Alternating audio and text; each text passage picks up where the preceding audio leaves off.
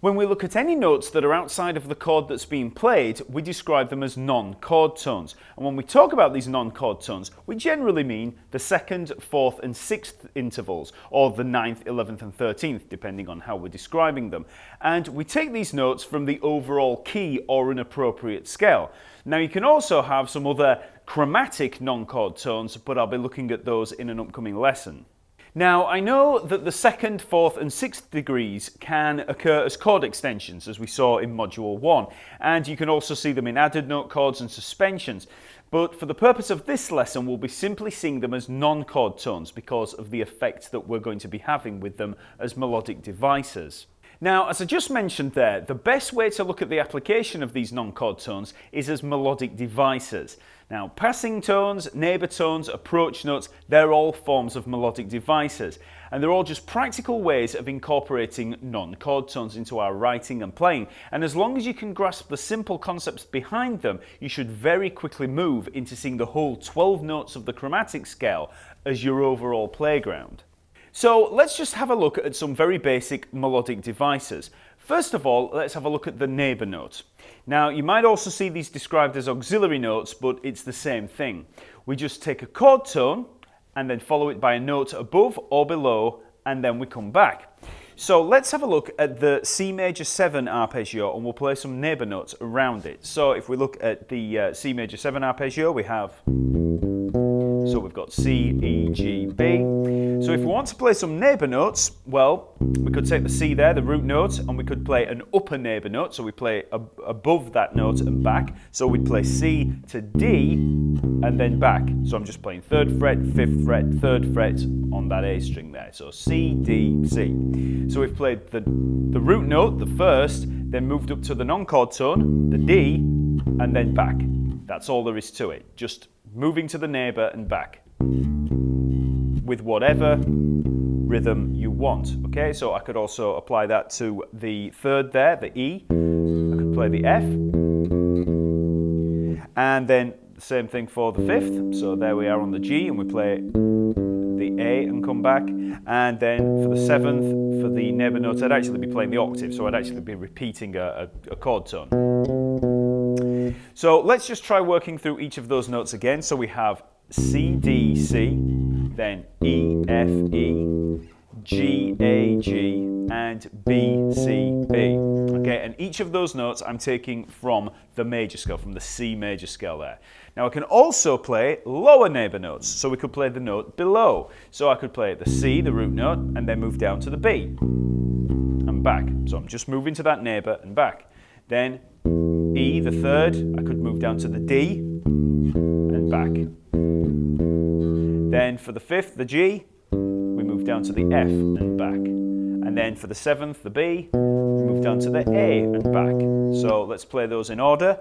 C, B, C, E, D, E, G, F, G, and B, A, B.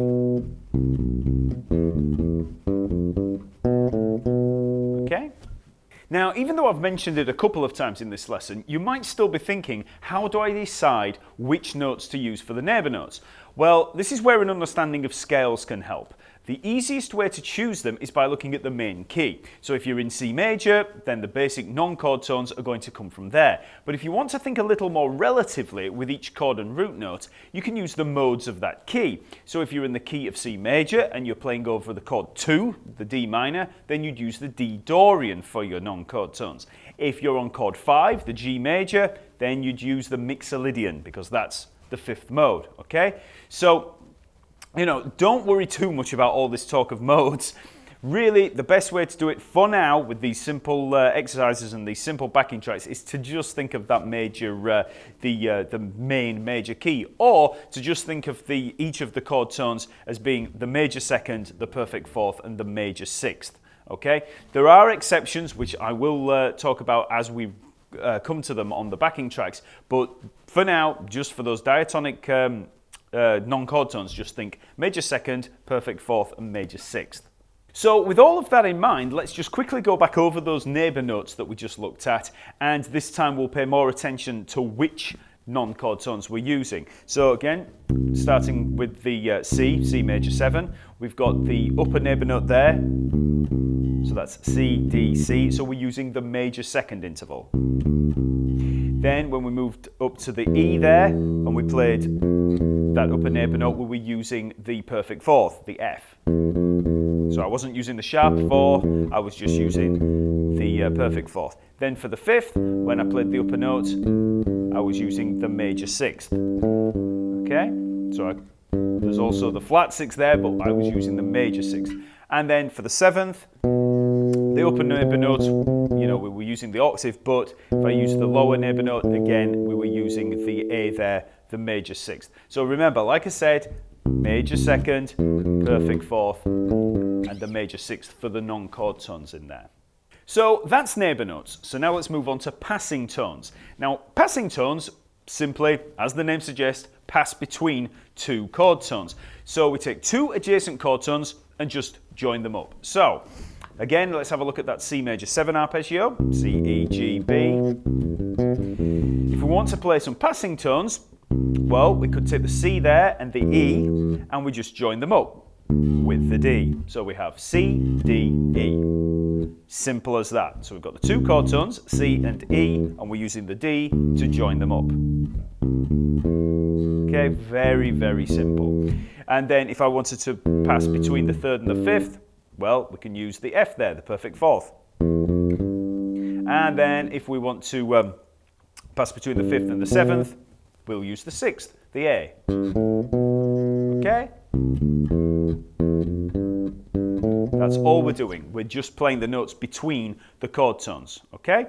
So we could move down as well. So if I'm coming down, B, A, G. So that's the seventh moving down to the fifth. Then fifth, fourth, third, and third, second, first.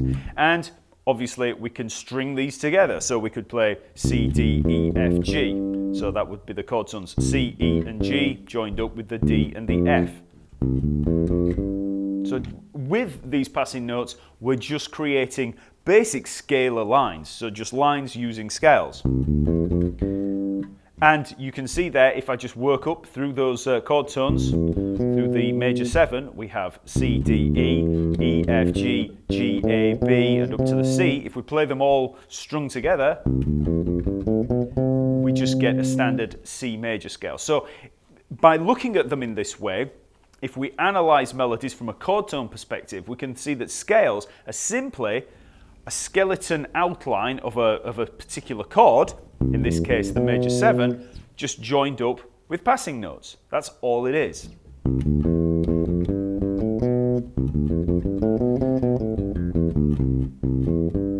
Okay, so you can see the skeleton of that arpeggio there within that scale. And the same applies to any scales. Doesn't matter whether it's a minor scale, a Dorian scale, Mixolydian scale, whatever it is, you will always have an arpeggio at its core, a skeleton there, and you can just see those other notes around it as passing notes or neighbour notes, depending on what function they're going to take in the music.